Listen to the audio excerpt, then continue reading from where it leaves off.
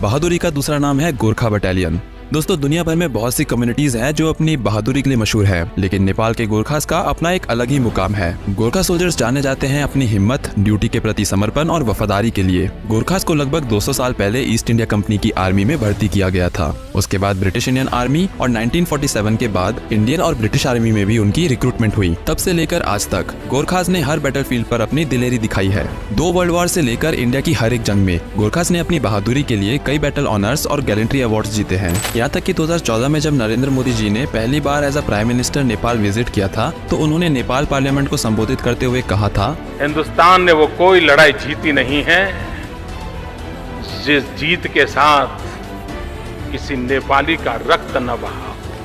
पर आज ऐसा क्या हो गया कि इंडियन आर्मी ने ऑलमोस्ट पिछले 4 साल से एक भी नेपाली गोरखा सोल्जर को रिक्रूट नहीं किया है। आखिर क्यों Indian army Nepali Gorkha soldier को रिक्रूट नहीं कर रही है और अपनी इस एलीट रेजिमेंट की असली पहचान को खोने की कगार पर है? अगर ये स्थिति ऐसी ही रही तो सोचिए आने वाले 10 सालों में इंडियन आर्मी में एक भी नेपाली सोल्जर नहीं बचेगा। मैं हूँ अंकित कौशिक और आज की इस वीडियो में हम इंडियन आर्मी में गोरखा सोल्जर्स के रिक्रूटमेंट के इशू को डिटेल में समझेंगे, तो वीडियो को पूरा जरूर देखें। गोरखास इंडियन आर्मी की बैकबोन है, जिसमें लगभग 32,000 गोरखास आज 7 गोरखा रेजिमेंट्स का हिस्सा है। लेकिन सवाल ये उठता है कि आखिर हम इन गोरखास को नेपाल से इंडियन आर्मी में क्यों रिक्रूट करते हैं और इनका सिग्निफिकेंस क्या है? दरअसल इन नेपाली सोल्जर्स को 1947 में नेपाल, इंडिया और ब्रिटेन के बीच साइंड ट्राइपार्टाइट ट्रीटी के तहत रिक्रूट किया जाता है और इसी वजह से आज करीब 32 से 35,000 नेपाली सोल्जर्स इंडियन आर्मी में सर्व कर रहे हैं। जहाँ तक इन गोरखा सोल्जर्स के सिग्निफिकेंस की बात है, तो इसके बारे में पास्ट में हिटलर समेत कई मिलिट्री लीडर्स ने इतना कुछ कहा है कि इन्हें कोई इंट्रोडक्शन की जरूरत नहीं। असल में गोरखा वॉर के दौरान गोरखास की फाइटिंग क्वालिटी से इम्प्रेस होकर ब्रिटिशर्स ने 24 अप्रैल 1815 को गोरखा रेजिमेंट की पहली बटालियन को रेज किया।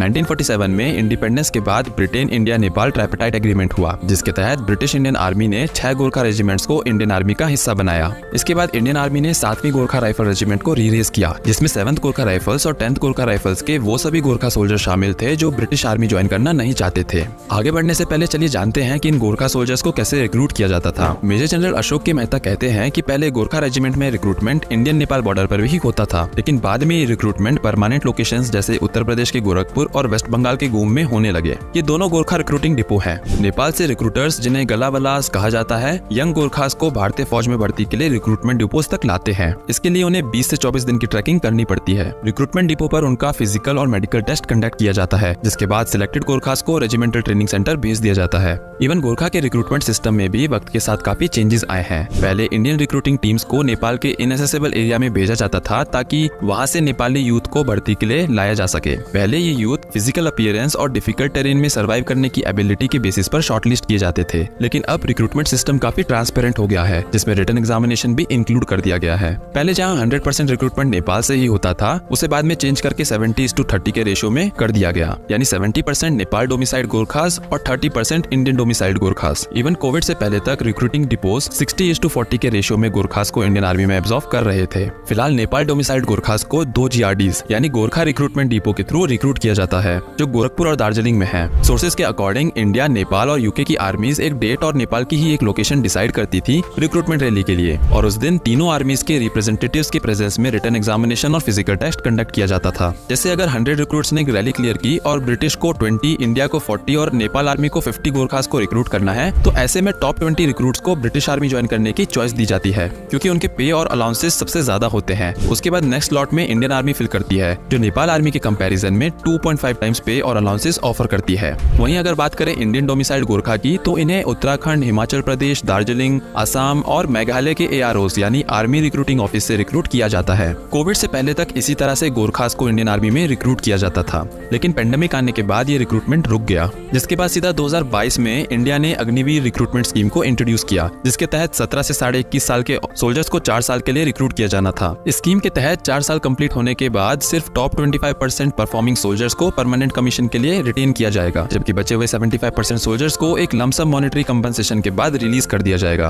अग्निवीर स्कीम के इम्प्लीमेंटेशन के बाद से नेपाल ने अपने सिटीजन्स की इंडियन आर्मी में रिक्रूटमेंट को लेकर रोक लगा दी है, क्योंकि नेपाल इस short term nature of service से एग्री नहीं करता और उसका मानना है कि ये 1947 ट्राइपार्टाइट एग्रीमेंट का भी उल्लंघन है, और इसी वजह से इंडियन आर्मी में नेपाली गोरखा सोल्जर्स का रिक्रूटमेंट बिल्कुल बंद हो गया है, जिसका नतीजा ये है कि 7 7 गोरखा रेजिमेंट्स में अब 15,000 सोल्जर्स की कमी हो गई है। इसके अलावा ये पूरा इशू इंडिया नेपाल के रिश्तों पर भी असर डालता रहता है और इंडिया की स्ट्रेटेजिक सॉफ्ट पावर रीच को कमजोर कर सकता है, जो कि हिमालयन रीजन में रिटायर्ड और सर्विंग गोरखा सोल्जर्स के रूप में दिखाई देती है। इस पूरी अनईजी सिचुएशन पर इंडिया का सबसे कठोर विद्रोही चाइना का असर मंडरा रहा है, क्योंकि वो नेपाल में अपने स्ट्रेटेजिक और इकोनॉमिक फुटप्रिंट धीरे धीरे बढ़ा रहा है। नेपाली गोरखास के रिक्रूटमेंट फ्रीज का एक और खतरनाक असर ये हो सकता है कि वो चाइना के पीपल्स लिबरेशन आर्मी यानी PLA में रिक्रूट हो जाएं। इसके अलावा हमें ये भी खबर मिल चुकी है कि करीबन 15,000 नेपाली यूथ रशियन आर्मी में यूक्रेन के बैटलफील्ड पर लड़ रहे हैं और इन्हीं सब चीजों ने इंडियन सिक्योरिटी एस्टैब्लिशमेंट में चिंता की लहर डाल दी है। हालांकि इसके चलते हमें कोई तुरंत साइड इफेक्ट्स देखने को नहीं मिलेंगे, लेकिन ये सोचना भी काफी डरावना है कि गोरखास हिमालयन फ्रंटियर पर इंडिया के अगेंस्ट चाइना के लिए लड़ रहे होंगे।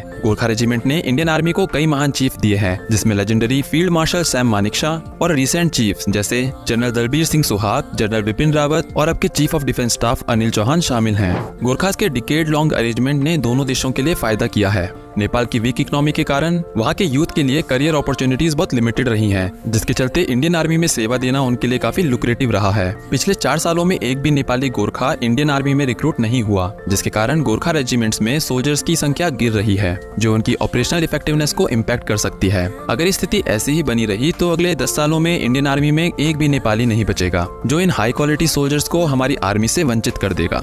इस प्रॉब्लम को एड्रेस करने के लिए 2022 में army chief general Manoj Pande ने कहा था कि नेपाली गोरखास के लिए अलॉटेड वैकेंसीज को फिलहाल दूसरों को रिडिस्ट्रीब्यूट किया जाएगा। ऐसा भी सुनने में आया है कि कुछ इंडियन कुमाऊनी और गढ़वाली यूथ को गोरखा रेजिमेंट्स में रिक्रूट किया गया है और उन यूथ की तलाश है जो हिल्स से हो और जिनके ट्रेड्स गोरखा जैसे हो। देखिए, ये सिर्फ एक्सेप्शनल फाइटिंग मैन का लॉस नहीं है, बल्कि एक्सपर्ट्स ये भी मानते हैं कि नेपालीज का इंडियन आर्मी में होना इंडिया की हिमालयन रेंज में स्ट्रेटेजिक रीच के लिए एक बड़ा नुकसान है, क्योंकि ये हमारे आइज एंड ईयर्स रहते हैं। और इससे भी बड़ी चिंता की बात यह है कि कहीं नेपाली यूथ चाइना की आर्मी जाके ना ज्वाइन कर ले। देखिए, नेपाली गोरखास के रिक्रूटमेंट पर जो हॉल्ट आया है उसका असर सिर्फ इंडियन आर्मी पर नहीं बल्कि इंडिया और नेपाल के रिश्ते पर भी पड़ रहा है। और अगर यही हालत बनी रही तो आने वाले वक्त में हम एक ऐसी सेना को खो देंगे जो अपनी हिम्मत, वफादारी और ब्रेवरी के लिए दुनिया भर में मशहूर है। लास्ट में सवाल ये नहीं है कि नेपाली गोरखास का फ्यूचर क्या होगा, सवाल ये है कि हम अपनी और अपनी आर्मी की इस लेगेसी को कैसे बनाए रखेंगे। क्या हम एक ऐसी दिशा में कदम उठा पाएंगे जो दोनों देशों के लिए फायदेमंद हो, या फिर हम इस हेरिटेज को धीरे धीरे खो देंगे। मैं उम्मीद करता हूँ कि आपको ये वीडियो इन्फॉर्मेटिव लगी होगी। लाइक करें इस वीडियो को और अपने दोस्तों के साथ भी शेयर करें। मिलते हैं अगली वीडियो में। जय हिंद।